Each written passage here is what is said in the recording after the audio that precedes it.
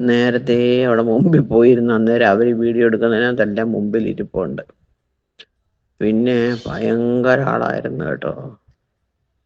പുത്തമ്പള്ളി നിറച്ച്, അതിനപ്പുറത്ത് ശവക്കോട്ടയിലൊക്കെ തെള്ളു കൂടിയിട്ട് ഞാൻ നോക്കിയപ്പോൾ ശവക്കോട്ടയുടെ പുറത്തോട്ട് കല്ലറയുടെ പുറത്തോട്ട് ഒരുത്തം വീഴുന്ന കണ്ട്.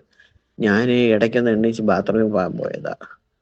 പള്ളിക്കകത്തൂടെ ക്രോസ് ചെയ്ത് അപ്പുറത്തിറങ്ങി അപ്പുറത്തൂടെ എല്ലാം ചെന്നപ്പോൾ അവിടെ എല്ലാം കസേര അങ്ങോട്ട് ഇരിക്കുന്നു. 6000 മേടിച്ച് അടുത്ത ദിവസം പിന്നെ 4000 ആണ് പിന്നെയും വാങ്ങിച്ചെന്ന് പറയുന്നു.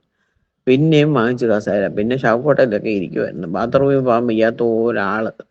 പാരിഷാണിനകത്ത് മൊത്തം ആള്. ഇവിടെ പരിപാടി തുടങ്ങിയപ്പോഴും യാഥ വന്ന് കഴിഞ്ഞില്ല.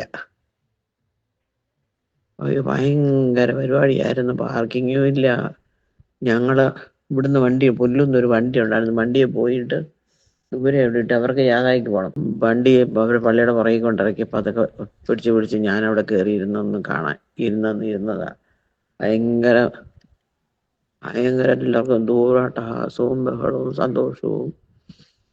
പിന്നെ ഞങ്ങൾ പിണറായി അങ്ങോട്ട് പ്രസംഗിച്ചുകൊണ്ടിരുന്നപ്പോൾ തന്നെ ഞങ്ങൾ ഇറങ്ങി ദൂരെ വരണ്ടായിരുന്നു വിചാരിച്ചു. ഞങ്ങളിഞ്ഞ് വള്ളത്തറയിലോട്ടൊന്ന് പോകാം, അവിടെ വരെ ചെന്നല്ലയോ എന്നും പറഞ്ഞ് പോയപ്പോൾ ഒരു ഓട്ടോയും കിട്ടുന്നില്ല. പിന്നെ അവിടെ ഒരു ബസ്സേ കയറി അവരുടെ അവിടെ കണ്ട് ഇറങ്ങിയാൻ വെച്ച് അവൾ അവിടെ നിന്ന് ഞങ്ങളുടെ ബസ് വന്നപ്പോൾ അവരെ ഭാഗത്ത് നിർത്തി ഒരു പെണ്ണിനെയും കൂടെ കൂട്ടിക്കൊണ്ട് അവൾ പോയത്.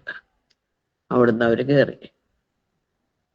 അങ്ങനെ ഭയങ്കര ആൾക്കൂട്ടം. അത് കണ്ടപ്പോഴത്തേക്ക് എല്ലാവർക്കും ഓരോ എൻഡോഗമി മനസ്സിലാക്കാമല്ലോ. ഇരിക്കാൻ പറഞ്ഞാൽ ഇരിക്കത്തില്ല, ആളുകൾ തുള്ളുക അവിടെ നിന്നുണ്ടെങ്കിൽ. പന്തലിൽ നിന്ന് അവരുടെ കൂട്ടരെ കാണുമ്പോഴത്തേക്കും അങ്ങേക്കും കിടന്ന് കാണാത്തവരെയൊക്കെ കണ്ടപ്പോഴത്തേക്കും ഓരോരുത്തർ എണ്ണീച്ച് തുള്ളുന്നു എന്ന് പറഞ്ഞ് തുള്ളുന്നു. അപ്പൊ ആ രക്തബന്ധത്തിന്റെ ആ സന്തോഷം. അപ്പൊ അതിനകത്തൂടെ അല്ല ഇത് കണ്ട് ഞങ്ങൾ നേരത്തെ പോന്ന്. അപ്പൊ അവിടെ അടുത്തൊരു വീട്ടിൽ ഞങ്ങൾക്ക് ഫുഡ് ഒരു പെണ്ണിനെ കെട്ടിച്ചിട്ടുണ്ട്, പുല്ലൊന്നൊരു പെണ്ണിനെ കെട്ടിച്ചിട്ടുണ്ട്. അതിന്റെ വീട്ടിൽ വെച്ചിട്ടുണ്ട്. ഞാൻ വണ്ടി കയറി അങ്ങനെ എനിക്ക് വയ്യാന്ന് പറഞ്ഞു. പിന്നെ വത്സയിലോട്ട് കൊണ്ടു തന്ന് അപ്പവും ചിക്കൻ കറിയും എന്തോന്ന് കേക്കും ഒക്കെ കൊണ്ടു തന്ന്, കാപ്പിയൊക്കെ കൊണ്ടു തന്ന് ഞാൻ അതിനകത്ത് ഇച്ചിരി കഴിച്ച്. അങ്ങനെ അതിനിടയ്ക്ക് പറയുന്ന ഇനിയിപ്പോൾ കുറേ പേരങ്ങ് പോയായിരുന്നു, കുഴപ്പമൊന്നുമില്ല, ഇത്രയും പേരുണ്ടല്ലോ എന്ന്. ഭയങ്കര ഒരു സംഭവമായിരുന്നു കേട്ടോ. അത് നമ്മുടെ സന്തോഷം കൊണ്ട് നമ്മുടെ കണ്ണ് നിറഞ്ഞു പോകുമായിരുന്നു മോനെ. എനിക്ക് എൻ്റെ കണ്ണ് നിറയുമായിരുന്നു. ഗൾഫിൽ അവരുടെ കൂടെ ഉണ്ടായിരുന്ന പലരെയും കണ്ട് അവൾക്കങ്ങ് ഭയങ്കര സന്തോഷം. സൗദിയിൽ നിന്ന് വന്നാന്നല്ല അവള്. പിന്നെ അങ്ങേയും കിടക്കുന്നവരെയൊക്കെ ഓർക്കാപ്പുറത്തൊക്കെ കണ്ടപ്പോഴത്തേക്ക് ഭയങ്കര സന്തോഷം. അതാ നമ്മുടെ രക്തബന്ധത്തിന്റെ ഗുണം.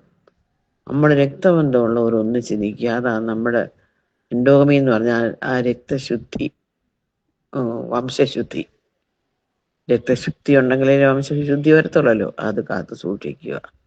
അപ്പൊ ഞാന് പിന്നത്തെ ഒന്നും കേട്ടില്ലല്ലോ. അതുകൊണ്ട് ആരാണ്ടോട് പറഞ്ഞ് എനിക്കൊന്ന് തയ്ച്ചാന്നും പറഞ്ഞ് കണ്ടപ്പോ ഞാൻ അങ്ങ് ഇട്ടത്. അപ്പൊ ഇന്നലെ ഞാൻ രാവിലെ വെച്ച് നോക്കിയപ്പോ ഉണ്ടല്ലോ ലൈവ് സ്ട്രീം എന്റെന്ന് എഴുതി കാണിച്ചിരുന്നു. അത് തീർന്നു. അപ്പൊ ഞാൻ തിരക്കി ഇനി അത് ഇല്ലയോന്ന്. അപ്പൊ അത് കിട്ടുമെന്ന് പറഞ്ഞു യൂട്യൂബില്. അപ്പൊ ഞാൻ അങ്ങ് ഇട്ടെന്നുള്ളതേ ഉള്ളു. യൂറോപ്പിൽ നിന്നുള്ളത് പിന്നെ യൂറോപ്യൻ ജാഥ ഉണ്ടായിരുന്നു. പിന്നെ പുറത്തൊക്കെ ഉള്ള അമേരിക്കയിൽ നിന്ന് ഒത്തിരി പേര് വന്നിട്ടുണ്ടായിരുന്നു.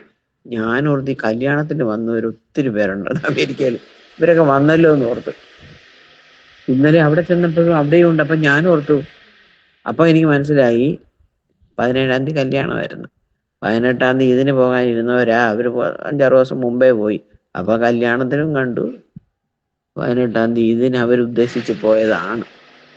അപ്പം വിദേശത്തൊക്കെ കിടക്കുന്നവർക്കെല്ലാം അവരുടെ ആവേശം കാണാനുള്ള ഒരു സന്ദർഭമായിരുന്നു. അത് കണ്ടതിന്റെ ആ ഒരു ത്രില്ലിലങ്ങ് അയച്ചതാ മോനെ. എല്ലാരും പറയുന്നവരെ ഒത്തിരി പേരെയൊക്കെ കണ്ട്. അതിനെയും 10-20 വർഷമായി പള്ളിയിൽ പോയിട്ട്. അപ്പൊ പള്ളിയിൽ ചെന്നപ്പോ അവര് പറഞ്ഞു വാന്ന് പറഞ്ഞ് വിളിച്ച് പള്ളി പോകാൻ പോയത്, അവിടുന്ന് കയറ്റിക്കൊണ്ട് പോയത്. എല്ലാം നല്ലതായി പോയി. ഇതൊന്നും ഞങ്ങൾക്ക് അബദ്ധം പറ്റിയെന്ന് ഞങ്ങൾക്ക് പറയത്തില്ല. കൊള്ളത്തിലായിരുന്നു ഞങ്ങൾക്ക് അബദ്ധം പറ്റിയെന്ന് പറഞ്ഞു. നല്ലതായിരുന്നു. ഒരുപാട് പേര്, ഒത്തിരി പേരെ ഇനി കാണാനും ഉണ്ട്. ഇപ്പൊ രാവിലെ ഓരോരുത്തർ വിളിക്കുമായിരുന്നു, അവിടെ വന്നിട്ട് കണ്ടില്ലല്ലോ എന്ന്. ഞാൻ പറഞ്ഞ സാരിയുടെ നിറം പറയുവോ, എന്തെങ്കിലും ഒന്നും. ഫോണും കിട്ടുന്നില്ലായിരുന്നു. അറിഞ്ഞെങ്കിലല്ലേ കാണാൻ വന്ന ഒരാരും കണ്ടില്ലെന്നും പറഞ്ഞപ്പം വിളിക്കുന്നു. ശരി മോനെ.